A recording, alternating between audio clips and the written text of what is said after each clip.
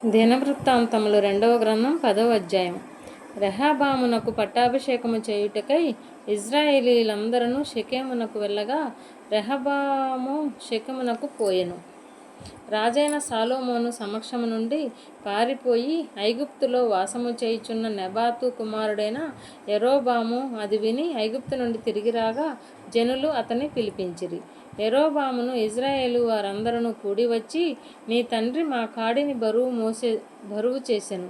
నీ తండ్రి నియమించిన కఠిన దాస్యమును అతడు మా మీద ఉంచిన బరువైన కాడిని నీవు ఇప్పుడు చులకనగా చేసిన ఎడల మేము నిన్ను సేవింతుమని రెహబాముతో మనవి చేయగా, అతడు, మీరు 3 దినములు తాలి మరలా నా యొద్దకు రండని చెప్పెను. కనుక జనులు వెళ్ళిపోయిరి.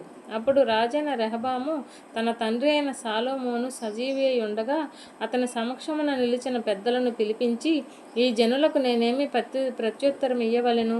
మీరు చెప్పు ఆలోచన ఏది అని అడుగగా, వారు, నీవు ఈ జనుల ఎడల దయాదాక్షిణ్యములు చూపి వారితో మంచి మాటలాడిన ఎడల వారు ఎప్పటికీ నీకు దాసులగుదురని అతనితో చెప్పిరి. అయితే అతడు పెద్దలు తనకు చెప్పిన ఆలోచన త్రోసివేసి తనతో కూడా పెరిగి తన ఎదుటనున్న యవనస్తులతో ఆలోచన చేసి, నీ తండ్రి మా మీద ఉంచిన కాడిని చులకన చేయమని నన్నడిగిన ఈ జనులకు ప్రత్యుత్తరం ఏమి ఇయ్యవలెనని మీరు యోచింతురో చెప్పుడని వారిని అడగగా, అతనితో కూడా పెరిగిన ఈ యవనస్తులు అతనితో ఇట్లనిరి, నీ తండ్రి మా కాడిని బరువు చేసెను.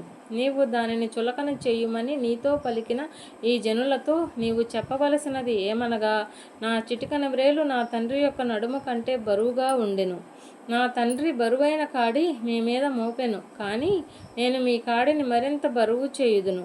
నా తండ్రి మిమ్మును చబుకులతో దండించెను, కానీ నేను కొరడాలతో మిమ్మును దండించెదనని చెప్పుము. 3వ దినమందు నా యొద్దకు తిరిగి రండని రాజు చెప్పిన ప్రకారము యరొబామును జనులందరూ 3వ దినమందు రెహబాము నొద్దకు రాగా, రాజైన రెహబాము పెద్దల ఆలోచనను త్రోసివేసి యవనస్తులను చెప్పిన ప్రకారము వారితో మాటలాడి వారికి కఠినమైన ప్రత్యుత్తరం ఇచ్చెను. ఎట్లనగా, నా తండ్రి మీ కాడిని బరువు చేసెను, నేను దానిని మరింత బరువు చేయుదును. నా తండ్రి మిమ్మును చబుకులతోనూ దండించెను, నేను మిమ్మును కొరడాలతో దండించెదనని చెప్పెను. యెహోవా షిలోనీయుడైన అహీయా ద్వారా నెబాతు కుమారుడైన యరొబాముతో సెలవిచ్చిన తన మాటను స్థిరపరచునట్లు దేవుని నిర్ణయ ప్రకారము జనులు చేసిన మనవి రాజు ఆలకించకపోయెను. రాజు తాము చేసిన మనవి అంగీకరింపకపోవుట చూచి జనులు, దావీదులో మాకు భాగము ఏది? యెషయి కుమారుని యందు మాకు స్వాస్థ్యము లేదు. ఇజ్రాయేలు వారలారా, మీ గుడారమునకు పోవుడి.